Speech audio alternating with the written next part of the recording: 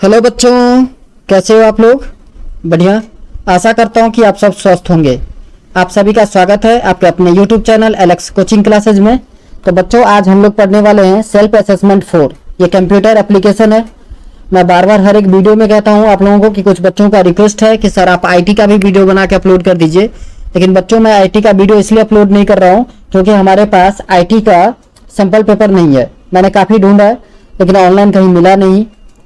तो अगर आप लोगों के किसी के पास हो तो आप चाहो तो उसका पिक आप मुझे सेंड कर सकते हो या फिर कोई लिंक दे सकते हो आप कमेंट बॉक्स में जाकर के, तो मैं उसका भी वीडियो बना दूंगा। फिलहाल इस वीडियो को स्टार्ट करते हैं।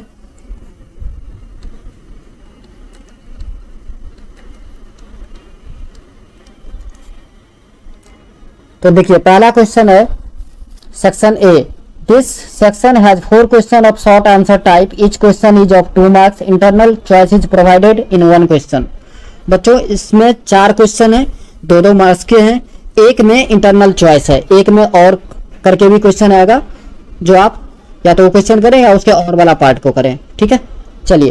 पहला क्वेश्चन है what are inline style sheet. तो इनलाइन स्टाइल शीट बच्चों क्या होता है? ये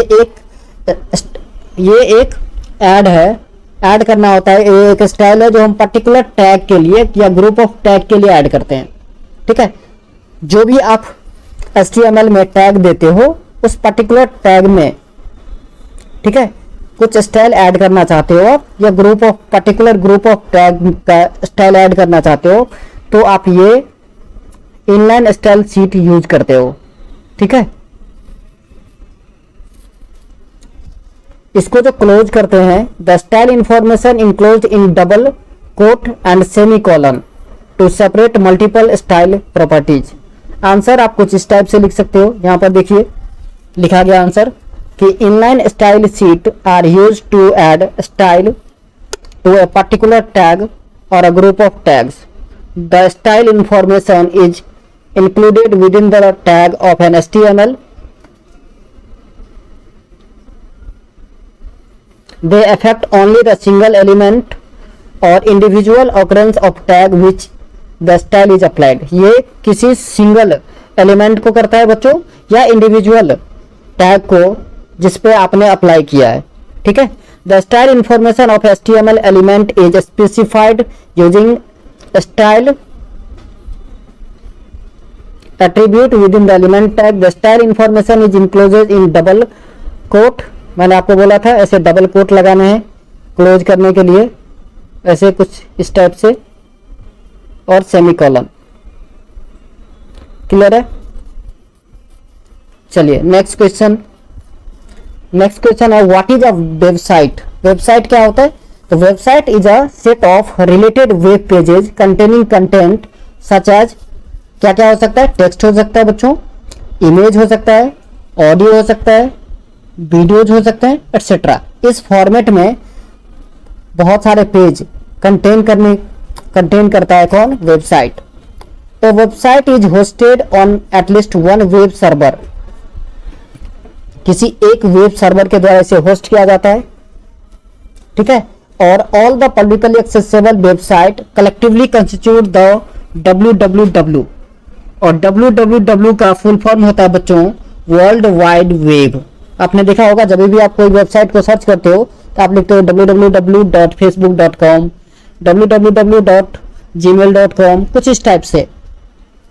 ठीक है, आप आंसर कुछ इस टाइप से लिख सकते हो। यहाँ पर आंसर लिखा है website is a test of related web page containing content such as text. Website सारा कुछ लिखा है, तो आप इस आंसर को यूं ही लिख सकते हैं एग्जाम में।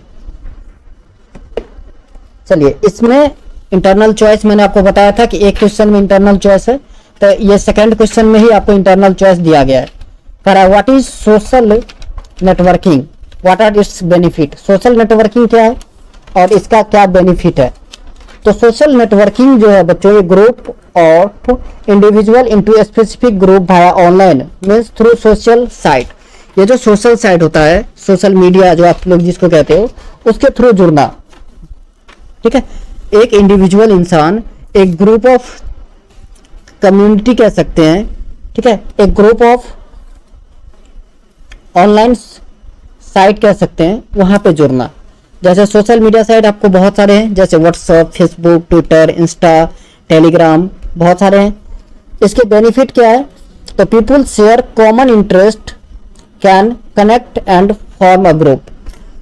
लोग जो है अपने थॉट्स शेयर कर पाते हैं, शेयर करते हैं वहाँ पर, ठीक है। दूसरा, individual from all around the world can connect the there by know about different culture. और बहुत सारे अलग अलग जगह के लोग, अलग अलग कल्चर के लोग कनेक्ट हो पाते हैं एक साथ, और वो अपना कल्चर शेयर करते हैं, अपना थॉट्स शेयर करते हैं। बहुत सारी चीज़ें, बहुत सारी इंफॉर्मेशन आपको मिल जाती है थ्रू सोशल मीडिया। तो आप आंसर कुछ इस टाइप से लिख सकते हैं। ये रहा आपका आंसर।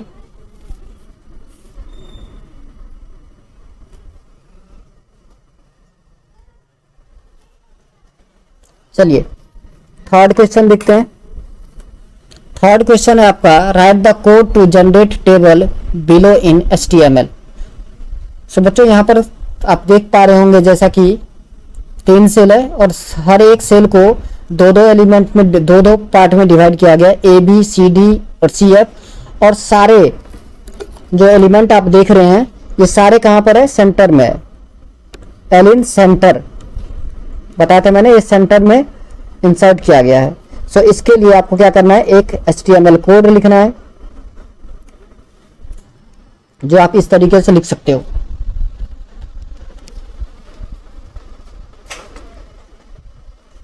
ये रहा आपका HTML code. HTML body table border, पहले तो आपको टेबल बॉर्डर बनाना है तो टेबल बॉर्डर लिखा है, फिर TR, फिर TBA इंसर्ट करना है आपको, फिर B इंसर्ट करना है, CD, ऐसे करके आप इंसर्ट करते चलोगे। चलिए next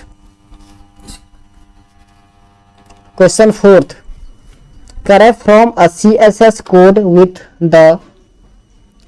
within the head for the following specification: background color blue, for the paragraph font family is datum and color of the text is red, heading should be black color। Okay so देखिए आपको क्या करना है, एक CSS code लिखना है head के साथ जिसमें बैकग्राउंड कलर ब्लू होना चाहिए, ठीक है। फॉर द पैराग्राफ हेडिंग जो है वो ब्लैक कलर में होना चाहिए। तो आप लिखेंगे head style body background colour blue, ठीक है। उसके बाद आपका क्या है? रेड, फ्रंट फैमिली डॉटम, फिर कलर ब्लैक और क्लोज कर देना है कुछ इस टाइप से। देखिए ये रहा आपका आंसर। चलिए next question number 5, what is PPP, what is PPP and SSH। So बच्चों PP stands for point to point protocol. ये कब यूज होता है? This comes into play when we establish a connection to our ISP internet service provider via a modem and we make up 2 points on the network. Hence the protocol that is used to get thing happening between the two of us is the point to point protocol or PPP। बच्चों जब हम क्या करते हैं कि ISP internet service provider जोड़ते हैं भाया modem और उसको 2 पॉइंट नेटवर्क में कनेक्ट करते हैं, तो वहाँ पर एक प्रोटोकॉल जो यूज होता है जो उस दोनों नेटवर्क के बीच जो आता है उसको हम बोलते हैं PPP, ठीक है। दूसरा है SSH, फुल फॉर्म है सिक्योर सेल। क्या बच्चों? SSH का फुल फॉर्म होता है secure shell, is a protocol for securing remote login from one computer to another computer. एक कंप्यूटर से दूसरे कंप्यूटर में रिमोट लॉगिन जो है ये SSH के थ्रू होता है। It allow using several alternative option for strong authentication and protect the communication secretary and integrity with strong encryption. Answer आप कुछ इस टाइप से लिख सकते हैं।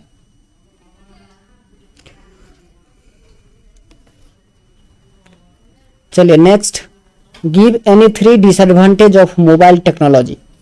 मोबाइल टेक्नोलॉजी का कोई 3 क्या बताना है आपको? डिसएडवांटेज बताना है। तो मोबाइल टेक्नोलॉजी का डिसएडवांटेज क्या हो सकता है? तो पहला लिखिए कॉस्ट।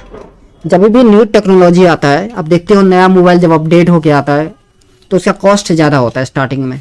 देखा होगा आपने, पहले आया 2 GB रैम, ठीक है, और एंड्रॉयड 8.0 तो लो कॉस्ट था। फिर एंड्रॉयड 8.1 आया, 8.2, एंड्रॉयड 9.0। अब देख रहे हो ना जो मॉडर्न टेक्नोलॉजी आ रहा है तो उसमें अब क्या देख रहे हो, कॉस्ट इफेक्टिव है, वो कॉस्ट बढ़ता जा रहा है। जितना टेक्नोलॉजी ज़्यादा यूज किया है उतना ही ज़्यादा कॉस्ट होता है, ठीक है। दूसरा, इंक्रीज IT सिक्योरिटी नीड्स। अब जितना टेक्नोलॉजी यूज किया गया उतने ही हमें सिक्योरिटी की जरूरत है कि हम अपना जो है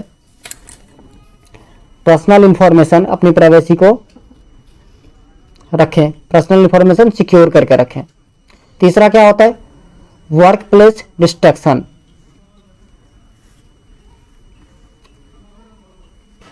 देखिए वर्क प्लेस डिस्ट्रैक्शन भी आती है कि आप टेक्नोलॉजी में जो कोई पुराने प्रीवियस टेक्नोलॉजी यूज कर रहे थे तो ऑलरेडी आपको सब कुछ पता था क्या करना है, स्मूथली आप वर्क कर रहे थे। लेकिन कोई नया टेक्नोलॉजी आता है तो क्या करना होता है, आपको पहले सीखना पड़ता है कि इस पे वर्क कैसे करते हैं। पहले विंडोज 7 था, ठीक है, तो हम लोग यूज कर रहे थे अपने लैपटॉप कंप्यूटर में। अब विंडोज 10 आया तो हमें सीखना पड़ा कि इसे ये वर्क कैसे करता है, कैसे हमें इंस्टॉल करना है, कैसे सर्च करनी है। तो ये सब चीज़ें, तो वर्क प्लेस डिस्ट्रक्शन भी आता है, हमें सीखनी पड़ती है। तो आंसर आप कुछ इस टाइप से लिख सकते हो। ये रहा आपका आंसर।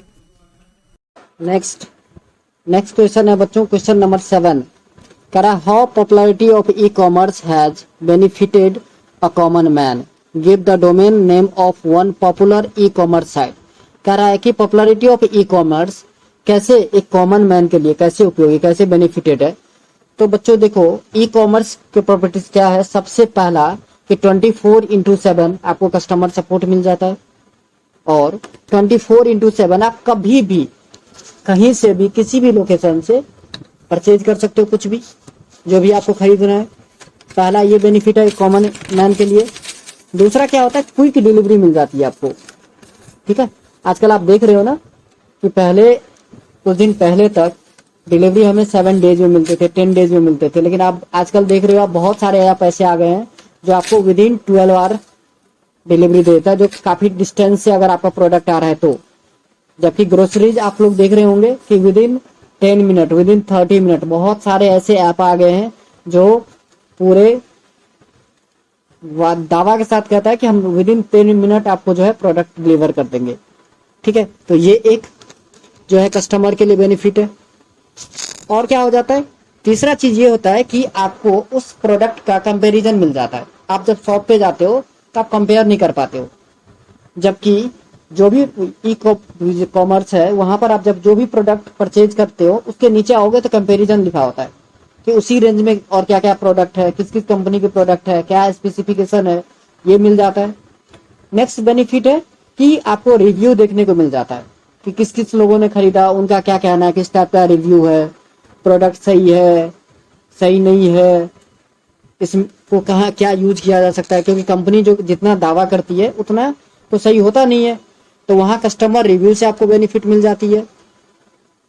और एक और चीज क्या मिलती है आपको, तो ई कॉमर्स जो है वो क्या कर रहा है, कंपटीशन इंक्रीज किया। ई कॉमर्स बहुत सारी अब वेबसाइट हो गई है, बहुत सारा। तो क्या हो रहा है, यहाँ पे क्वालिटी पे ध्यान देने लगे हैं लोग। नहीं तो पहले अगर एक ही ई कॉमर्स साइट होता है तो क्या करता है, ऐसे ही जैसे मन हुआ बना के दे दिया और आपको लेना है, क्योंकि ऑप्शन अल्टरनेट ऑप्शन अवेलेबल नहीं होता हमारे पास। लेकिन आज के डेट में बहुत सारे अल्टरनेटिव हैं। तो यहाँ पर क्या करिए, कंपनी अपने प्रोडक्ट पे ध्यान दे रही है, प्रोडक्ट की क्वालिटी को इम्प्रूव कर रही है, तो ये चीज आपको बेनिफिट मिल जाता है। तो इस तरीके से बहुत सारी चीजें हैं जो आपको मिल जाता है। अब बोला कि एक पॉपुलर डोमेन नेम बता दीजिए ई कॉमर्स साइट का। तो पॉपुलर तो बहुत सारे हैं, आप फ्लिपकार्ट का नाम लिख सकते हो, अमेजोन लिख सकते हो, मिंत्रा, बहुत सारे हैं, कोई एक नाम आपको लिखना है, ठीक है बच्चों। सो आंसर आप कुछ इस टाइप से लिख सकते हो। यहाँ पर देख पा रहे होंगे आप, 7 पॉइंट है, कोई 5 पॉइंट आपको लिखना है, और लास्ट में एक पॉपुलर कॉमर्स साइट का नाम दे देना है। जैसे यहाँ पर लिखा है www.amazon.com, www.flipkart.com, www.myntra.com, कुछ भी आप लिख सकते हो, ये आप पे डिपेंड करता है जो आपका मन करे। अब 7 में बच्चों एक ऑप्शन है, इंटरनल चॉइस है, और how the following types of application are useful. अब ये एप्लीकेशन कैसे यूजफुल होता है, e governance, e business, e learning. तो ये सारे बेनिफिटेड है, इस सबका बेनिफिट ये है। ई गवर्नेंस क्या करता है हमें, ये एक गवर्नेंस एजेंसी ऑर्गेनाइजेशन है जिस क्या करता है, बेटर गवर्नेंस प्रोवाइड करता है आपको, ठीक है। ई लर्निंग क्या हो जाता है, ये हम कहीं से भी पढ़ सकते हैं।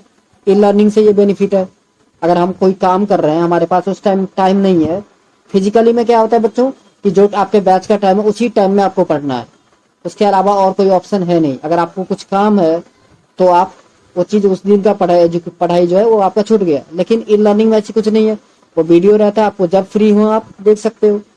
तो ये एक बेनिफिट मिल गया है। ई बिजनेस के बारे में तो मैंने अभी इतना सारा चीज़ आपको बताया है, ई बिजनेस का क्या फैसिलिटी है।